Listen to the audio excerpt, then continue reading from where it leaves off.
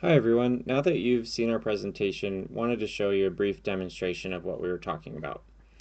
So as you can see here, this is our Wi-Fi remote ID or RID spoofing tool. This is actually the receiver program running here in this web server. And here we are going to spoof some remote ID packets using one of these alpha Wi-Fi adapters. First mode we'll do is a manual mode, and we're just going to specify that with -M, and we're going to give it the coordinates of Sill Hall. So let's go ahead and fire that up. And it doesn't look like it likes what I did, and I don't exactly know why that is. Okay, there we go. So we see we have spawned a drone here on campus. I'm going to turn on the flight path because it's kind of fun to see where it goes.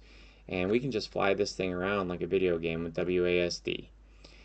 So to someone on the ground, this would look like a real drone flying around, at least to monitoring equipment or someone with a phone app with something like Open Drone ID Scanner on it. So we can fly this around. These spoofed serial names could be changed, etc. And now let me show you the other mode, which is randomly generating drones. So let's just randomly generate 25 drones. As you can see, here we are. It takes up a lot of screen real estate. These aren't moving around, but they could be easily programmed, or with a little bit of time, to randomly fly around and be even more confusing to someone on the ground. So that's kind of a demonstration of the Wi-Fi component. So let's turn now to the Bluetooth part of this project.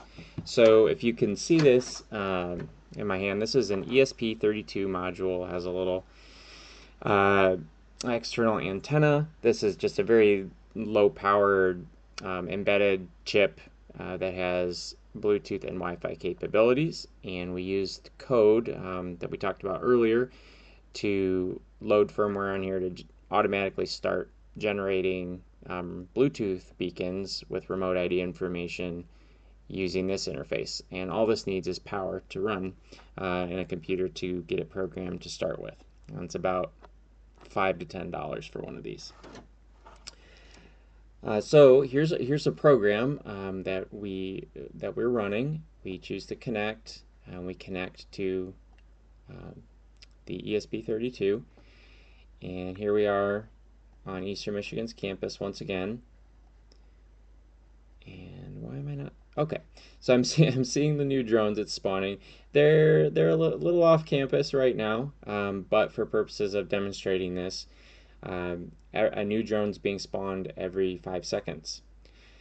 And this is a pretty powerful tool because it's a very low power hardware, and a bunch of these could be put out all over one geographic area in order to really cause a lot of noise that'd be difficult for people monitoring for drones to be able to understand what's going on.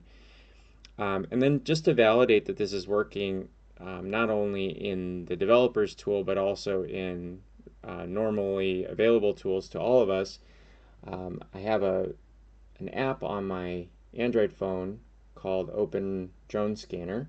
I'll pull that up now.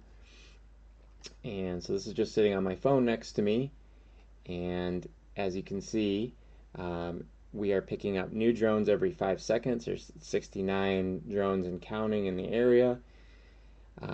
So this is just, if your phone was in range of this little module, you'd be seeing drones pop up all around.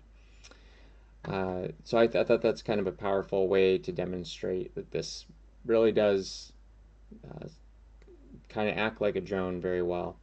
So we hope that you seeing these demonstrations has been helpful to you to see what's possible with a little extra programming. All these things could be weaponized or made to look even more convincing and mask maybe a real drone in a certain location that might be up to no good, and it'd be very confusing as authorities to see all these other drones popping up and not know what's real versus fake. Thank you so much for watching.